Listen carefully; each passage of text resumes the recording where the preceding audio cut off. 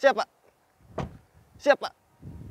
Jadi, ya, itu mungkin kata-kata yang mungkin akan selalu diucapkan ketika turun dari mobil ini. Tapi bukan siapa lagi ya. Harusnya ya sudah. Karena kan yang duduk di kursi belakang adalah seorang bos. Seorang yang memang memiliki kuasa, memiliki uang yang bisa memperalat alias mempekerjakan bawahannya, teman-teman. Dan kalau ditanya ya, saya sendiri sebagai reviewer mobil yang sudah kurang lebih 6 tahun bekerja sebagai pengulas mobil. Mobil apa yang menjadi kesukaan? Mobil apa yang paling nyaman? Mobil apa yang paling keren dan yang paling bisa mencirikan kesuksesan? Jawaban saya cuma satu, teman-teman. Yaitu ini dia. Sebuah Range Rover Vogue alias seri termahal dari Range Rover. Dan selamat datang di channel Belanja Mobil. Bersama saya Raka, ini dia review dari sebuah Land Rover Range Rover. Let's go kita bahas mobilnya.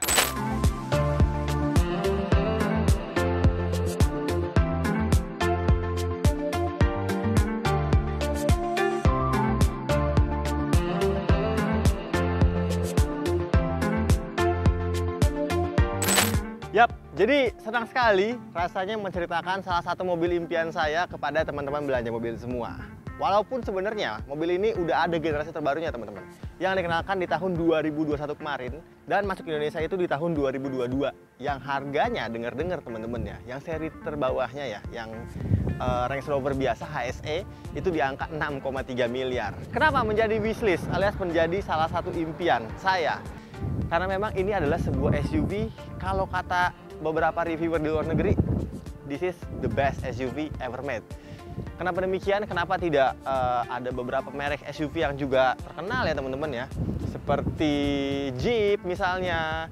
Tapi kenapa akhirnya menjadikan sebuah Range Rover ini adalah sebuah SUV paling bagus, terbaik gitu ya di dunia? Karena memang mobil ini tuh adalah sebuah karya seni yang dibalut juga dengan bodi serta teknologi yang pastinya bisa memanjakan seluruh penumpang yang ada di dalam kabinnya.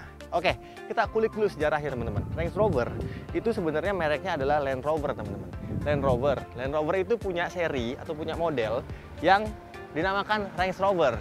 Nah, untuk Range Rover ini adalah sebuah model tertingginya. Di bawahnya dia ada yang paling pendek, yang sporty, namanya Range Rover Sport. Di bawahnya lagi, teman-teman bisa lihat ada Range Rover Evoque, teman-teman.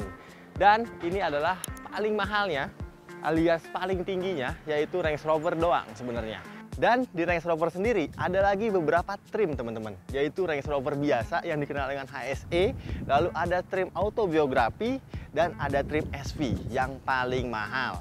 Sayangnya, yang masuk ke Indonesia itu yang trim autobiografi paling banyak. Dan unit yang kita review kali ini bukan yang tipe autobiografi, teman-teman, tapi yang tipe biasa alias yang HSE. Dan juga di dalam trim itu terbagi lagi menjadi dua jenis, yaitu trim SWB alias short wheelbase dan yang LWB alias long wheelbase. Dan di long wheelbase itu juga terdapat option yaitu 2+2 alias yang hanya dua kursi di kursi tengahnya. Tapi yang ini normal aja, teman-teman.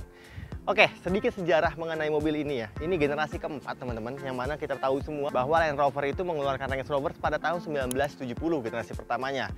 Generasi itu juga berlanjut sampai dengan tahun 1996, lalu keluar lagi di generasi ketiganya itu di tahun 2006 ya. Dan yang ini keluar di tahun 2012 di Paris. Dan langsung menjadi langganan para pejabat tinggi yang ada di Inggris gitu ya. Sebuah mobil yang digunakan untuk beberapa aristokrat di Inggris, teman-teman. Dan yang ini kode bodinya L405. Oke, sebelum kita bahas mesinnya, kita lihat tampilan depannya dulu. Jadi tampilan depan untuk sebuah Range Rover timeless ya, teman-teman ya. Bisa dibilang ini merupakan mobil yang mau 10 tahun lagi rasanya tetap ganteng dan tetap berkarisma. Karena apa? Karena dia memang memiliki tarikan-tarikan bodi yang tidak terlalu ekstrim, tidak terlalu futuristis. Itu yang membuat mobil ini selalu bertahan desainnya. Teman-teman bisa tebak ini tahun berapa? Ini adalah mobil tahun 2017, yang berarti sudah kurang lebih 5 tahun. Yang mana desainnya mobil zaman sekarang itu benar-benar futuristis ya. Tapi tetap kan terlihatan bahwa ini adalah mobil yang modern, teman-teman. Di depan headlampnya, karena ini mobil yang mahal, jadi otomatis teknologi yang dihadirkan juga nggak main-main. Walaupun tahun 2017, NRL pasti sudah ada ya. Ada proyektor, ini by beam LED-nya. Lalu ada lampu sen juga di bawah nih yang sudah LED pastinya. Seperti ini bentuk keseluruhan dari headlampnya. Dan yang keren teman-teman, ciri khas dari Range Rover di kiri sini, ini adalah side marker yang berwarna kuning. Jadi ini adalah standar regulasi mobil-mobil di Eropa sana. Keren banget. Di bawahnya ada fog lamp pastinya ya. Ini sudah LED. Dan untuk mobil ini karena dia tahun 2017, jadi teknologi kamera 360 juga belum ada. Yang versi setelah penyempurnaan barulah diberikan opsi dari kamera 360 itu. Oke, kayak gitu depannya. Pemilik sebelumnya juga keren ya teman-teman ya.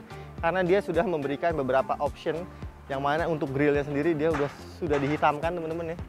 Jadi menambah kesan garang dan gagah untuk sebuah Range Rover. Di blackout semua, gampang banget. Tadi saya ngomong mengenai mesin ya. Sekarang kita langsung intip dapur pacu alias mesin yang ditawarkan dari sebuah Vogue. Kita lihat.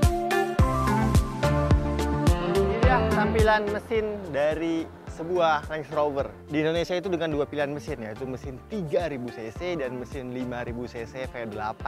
Dan unit yang kita review kali ini adalah mesin 3000 cc V6 yang mana paling affordable ya teman-teman ya. Karena bisa dibilang untuk mesin 5000 cc V8 itu konsumsi bahan bakarnya memang tergolong sangat sering minum alias haus sekali. Tapi yang ini lebih reasonable karena dari riset yang saya dapatkan untuk dalam kota konsumsi bahan bakar sebuah Vogue dengan mesin 3000 cc itu di 8 km per liter sampai dengan kalau misalnya mau iritan mobil ini bisa sanggup di 11 km per liter. Tapi lagi-lagi bro, siapa yang mikirin bensin kalau udah naik ginian? It's okay banget, isinya full tank dan tangkinya juga besar sekali teman-teman.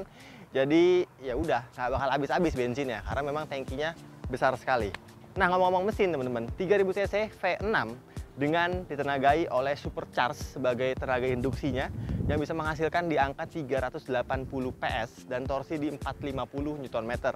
Tenaga itu menyalur ke semua roda alias all wheel drive dengan transmisi ZF 8 percepatan dan transmisi itu sangat smooth dan juga sangat cepat. Karena itu akselerasi dari mobil sebesar ini yang memiliki bobot kurang lebih di 2,4 ton teman-teman, 0 sampai 100 hanya di 7,4 detik saja. Wow, impresif. Apalagi yang 5000 cc V8 itu klaimnya bisa sanggup untuk berakselerasi di angka di bawah 5 detik teman-teman.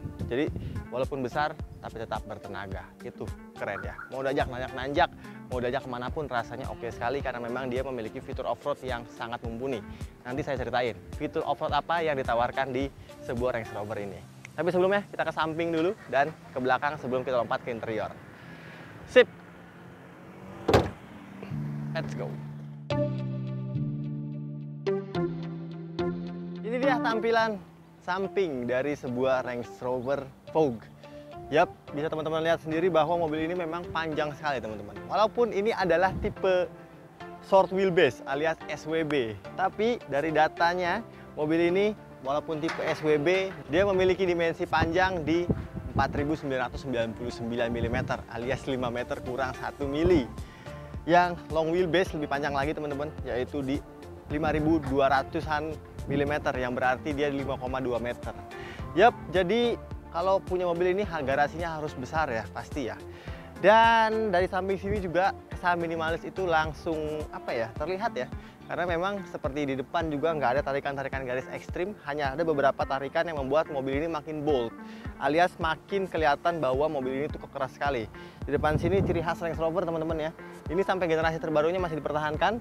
Tapi sayangnya, lagi-lagi mobil ini karena pemilik sebelumnya suka warna hitam, jadi semua sudah di blackout. Yang harusnya ini warnanya itu silver teman-teman.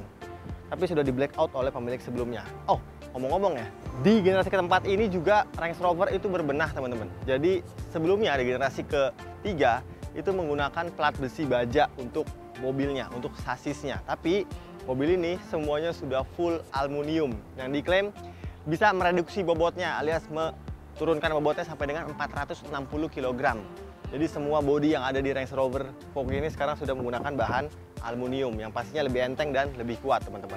Nah, untuk mobil ini sendiri dia walaupun tipe biasa ya, tapi pemilik sebelumnya sudah menambahkan opsi yaitu footstep elektrik. Yang mana kalau teman-teman pengen footstep elektrik itu beli gitu ya, bespoke alias pesan langsung dari Range Rover-nya itu mengeluarkan kocek yang cukup dalam untuk kita nih ya, di angka 150 juta. Tuh. Nah, jadi ada footstep yang keluar, memudahkan teman-teman masuk ke dalam kabinnya. Tutup, langsung tutup lagi. Seperti itu. Velg yang digunakan, ini ring 22 besar sekali, dan ini sudah diganti oleh pemilik sebelumnya. Merek Fosun teman-teman ya. Ya, browsing sendiri berapa harga velg ukuran ring 22. Saya taksir di angka 90 jutaan ya untuk satu setnya, alias 4 piece. Pirelli P0 Nero, karena ini adalah mobil yang premium, jadi bannya juga sudah premium. Kayak gitu. Dan teman-teman lihat ya, di sini saya set dengan posisi paling rendah, alias paling ambles di sebuah Range Rover Vogue ini. Kayak gini. Berapa jari ini? 3 jari aja. Tapi sebentar, saya naikkan lagi. Jadi kalau misal dalam kota pakai kayak gini, it's okay. Karena dia menggunakan suspensi elektrik gitu ya. Sebentar. Oke, saya naikin nih teman-teman.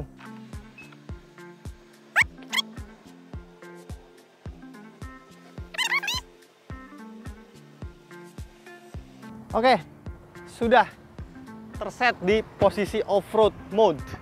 Langsung terlihat ya, terciri bahwa memang perbedaannya sangat-sangat jauh teman-teman. Tadi cuma 3 jari, rapet, tapi ini wow, pokoknya besar sekali fendernya.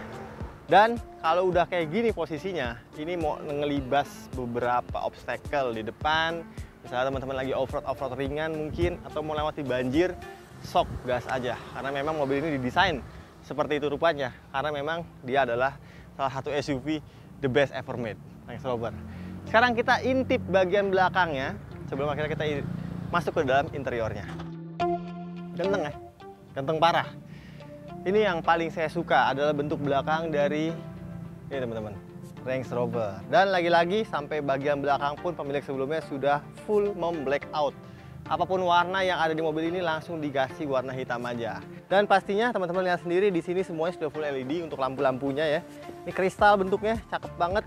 Di sini lampu sennya ada 3 garisnya nanti. Pokoknya ganteng banget deh untuk bentuk lampunya, bener-bener terlihat atau terciri sebagai sebuah karya seni. Dan ini posisi paling tinggi teman-teman. Jadi bisa dilihat dia kalau paling tinggi, saya aja kalah tinggi karena saya memiliki tinggi 185 cm. Kita buka aja langsung bagasinya. Ya, jadi ini yang dipertahankan Range Rover dari generasi ketiga. Generasi kedua juga sudah begini, yaitu pintu model setengah-setengah. Di atas bisa dibuka, dan kalau mau ngambil barang tuh langsung dibawa aja. Dan teman-teman kalau lagi melakukan kegiatan outdoor, ini juga bisa teman-teman gunakan sebagai kursi tambahan bro, tenang aja. Sip. Nah, tapi sayangnya kalau teman-teman mungkin sedang posisi off-road seperti ini, tinggi ya, jadi agak sulit mengambil barang dari bagasi. Dan Range Rover untuk tipe ini juga nggak memberikan tombol. Biasanya di sini tuh ada tombol teman-teman untuk menurunkan air susnya dari pintu bagasi. Tapi untuk mobil ini nggak ada gitu. Tapi kita langsung coba aja duduk di sini teman-teman. Wow, asik banget bro pastinya. Jadi kalau misalnya lagi ada camping gitu, bisa langsung lihat pemandangan di depan, duduk di kursi alias di pintu belakang sebuah Range Rover ini. Tenang aja karena ini pakai seling baja dan klaimnya ini bisa mengangkut sampai dengan 250 kg.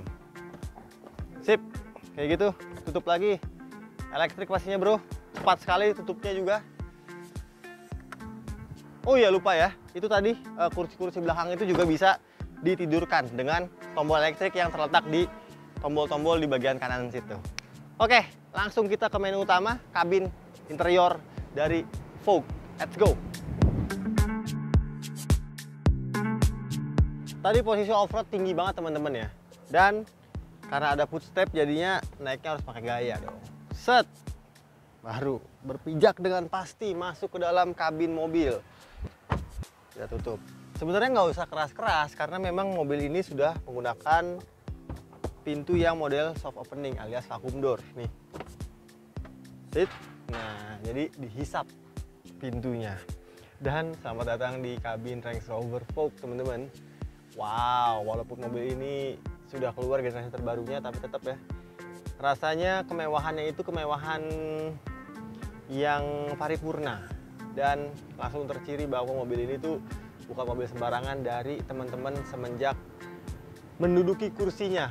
Karena kursi ini kulitnya kulit asli teman-teman ya, bukan sintetis. Ada jahitannya, tengahnya itu motif perforated. dan rasanya halus serta busa joknya juga empuk sekali. Walaupun nggak seempuk Tesla yang kita pernah review kemarin ya, tapi rasanya ini sudah cukup lah memanjakan penumpang untuk duduk di kabin belakangnya. Dan kenapa saya duduk di paling kiri? Karena memang ini adalah posisi yang sering diduduki oleh para pemilik mobil ini, alias para bos duduk di belakang sini. Well, kita mulai dari mana dulu ya? Untuk menceritakan apa saja yang ditawarkan di kabin Range Rover Vogue ini. Karena ini tipe short wheelbase, jadi tidak seluas tipe long wheelbase teman-teman. Dan di depan udah saya set dengan posisi paling maju. Gampang sekali setnya, karena di sini ada tombol untuk memaju dan memundurkan kursi depan baris, kursi depan kiri maksudnya. Gitu. Kalau udah normal seperti ini, misalnya ada penumpang, tetap aja kok tenang aja karena ini luas sekali ya. Wow, ini pun dibalut dengan material karet teman-teman yang anti plastik klep di belakang sini. Ya, jadi ini masih luas sekali ya untuk ruangan kakinya, walaupun ada penumpangnya di depan. Tapi kalau nggak ada, kita majuin aja, paling maju. Sip. Belum. Nah, nih. Ini udah paling maju teman-teman ya. Bisa teman-teman lihat sendiri, luas sekali pastinya. Nggak ada komplain bro, aman banget. Dan kursi ini juga udah saya set dengan posisi paling rebah. Kalau nggak mau rebah-rebah seperti ini, bisa dinaikin dong. Elektrik bro, tenang aja. Sip. Gitu. Ini pasti posisi paling tegap, cukup nyaman ya. Dan ini posisi paling rendah. Oke, di belakang sini teman-teman disuguhkan juga dengan AC. AC ini sudah quad zone alias sudah 4 zona. Depan kiri beda, depan kanan beda, belakang kiri beda, belakang kanan beda. Ada pengaturan blower juga di sini, ada penghangat kursi kiri kanan teman-teman. Gitu. Tapi sayangnya untuk mobil ini nggak ada pendingin kursinya. Di bawahnya ada beberapa soket untuk mencolok-colok ya teman-teman ya. Di sini ada soket HDMI dan USB Type A 2 buah. Dan di kiri kanannya juga teman-teman disuguhkan oleh ya ini soket lighter ya. Nah, di depan sini ada 2 monitor teman-teman ya. Dan tadi saya pertama kali naik mobil ini bingung gimana cara menyalakan atau menghidupkan monitor-monitor yang ada di belakang sini. Ternyata ada ini teman-teman. Ada remote-nya diletakkan di sini. Wow, besar sekali armrestnya. Besar, ada dua buah cup holder dan di sini juga teman-teman disuguhkan ruang penyimpanan tertutup yang juga diletakkan sebuah remote. Remote-nya premium banget bro. Di bawahnya ada aluminium seperti ini. Dan bagaimana caranya menghidupkan mobil ini? Karena memang remote ini hanya satu ya, walaupun TV-nya ada 2, berebutan dong. Tenang aja, karena Range Rover sudah memikirkan itu. Di sini ada tombol untuk left dan right. Kalau kita yang right, kita hidupkan dulu. Nah, dia hidup ya teman-teman ya. Dan yang left kita hidupkan. Nah, dia hidup juga. Jadi keduanya bisa hidup gitu ya. Dan kalau udah menu left pastinya bisa menampilkan beberapa informasi mengenai kendaraan dan juga memutar beberapa menu media. Kita lihat medianya ada radio dan media library. Di sini ada seat juga. Nah, di seat ini sayangnya untuk mobil ini hanya bisa diatur untuk temperaturnya. Mau panas, mau tidak gitu. Belum ada fitur pemijatnya. Lalu di sini juga ada pengaturan AC teman-teman, pengaturan AC untuk semburannya dan fitur auto, dan juga teman-teman bisa memantau sedang di mana kita posisinya, yaitu dengan navigation seperti itu. Oke, ini remote kita balikan lagi ke sini. Seperti yang udah saya bilang, ini besar sekali teman-teman ya. Dan kita letakkan lagi di sini dengan baik. Sip, di atas ada panoramic sunroof, pastinya besar sekali. Lampunya warna biru teman-teman. Ini modelnya sentuh ya. Jadi disentuh dia akan nyala untuk lampu bacanya. Dan seperti Range Rover pada lainnya, untuk power window-nya diletakkan di bagian atas. Gitu. Jadi untuk naiki mobil ini memang commanding seat ya, sampai dengan kursi belakang. Oke, kita lompat sekarang ke bagian kokpit alias kabin depan Range Rover Vogue.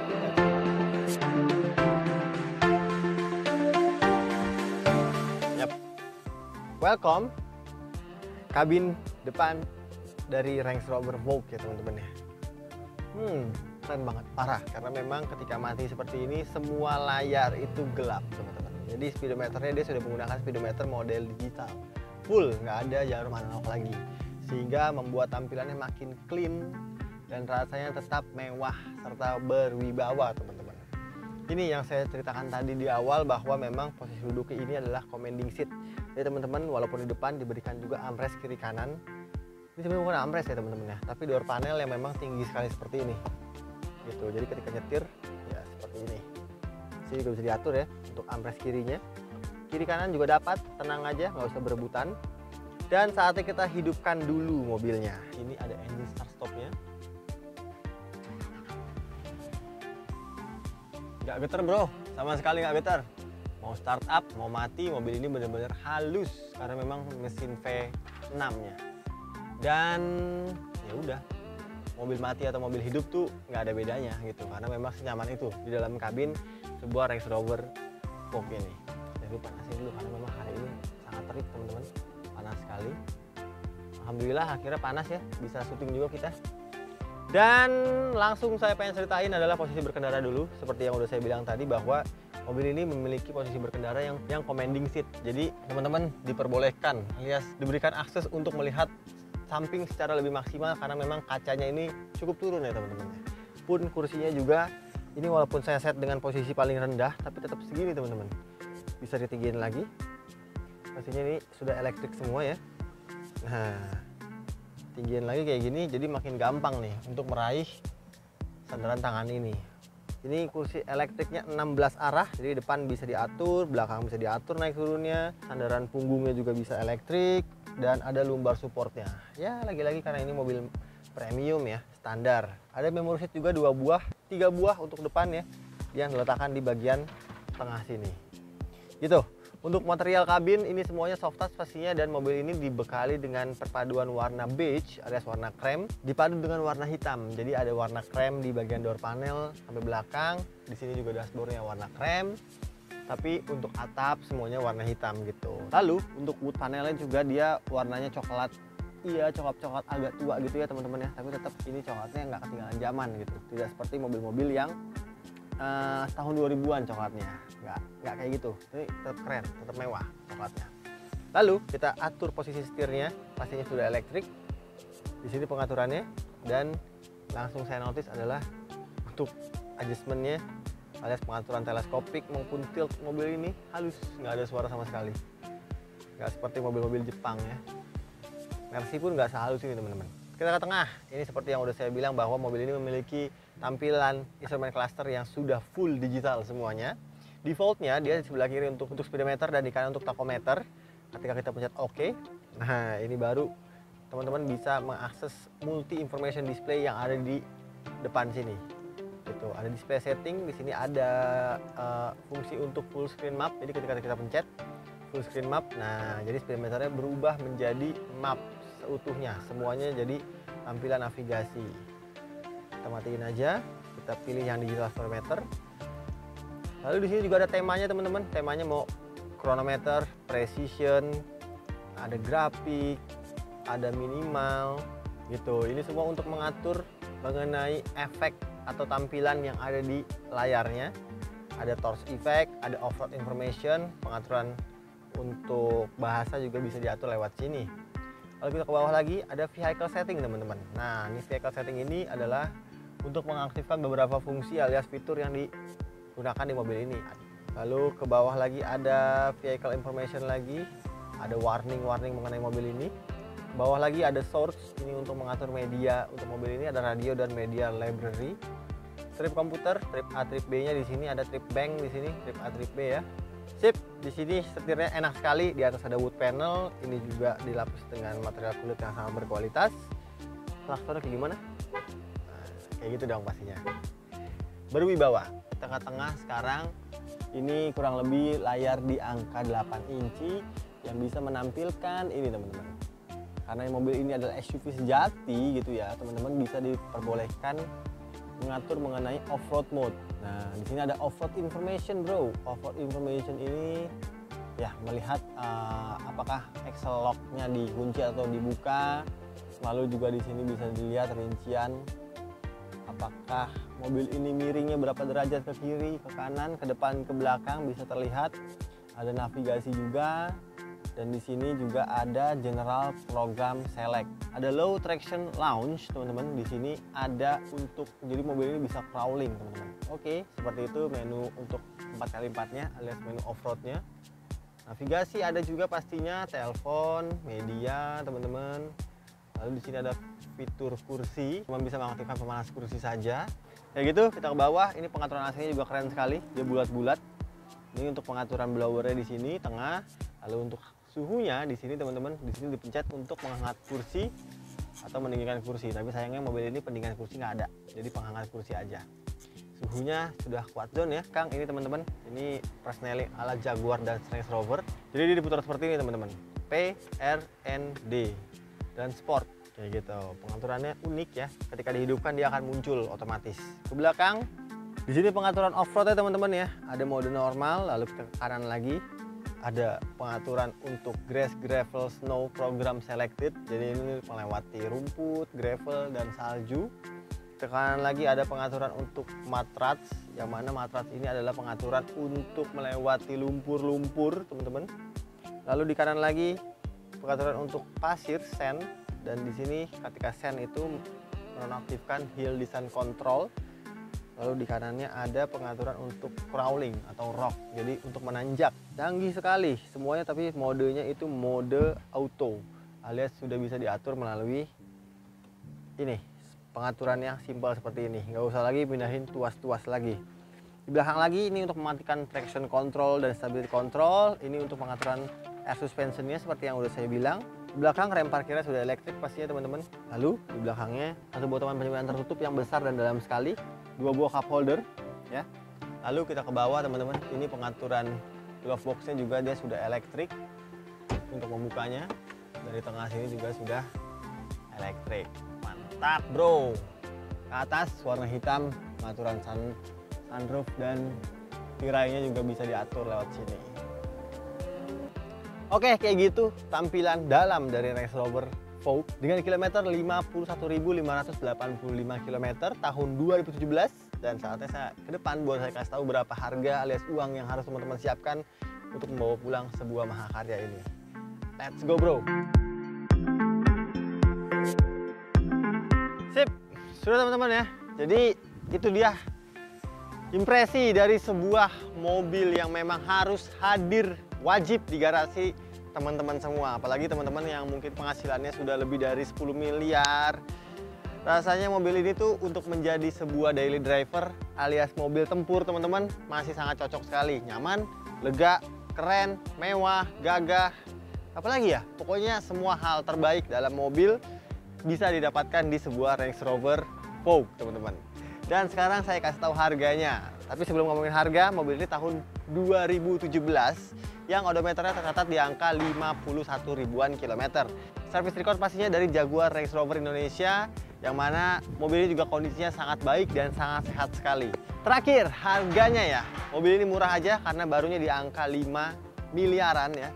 Tapi untuk harga secondnya dia sudah turun cukup dalam teman-teman, yang bisa teman-teman bawa pulang dengan uang di 1.995 juta rupiah. Tentunya harga tersebut masih bisa nego alias masih bisa digoyang lagi. Mau nego banyak, nego dikit, silahkan langsung dihubungi marketing kita yang nomor teleponnya di kolom deskripsi di bawah.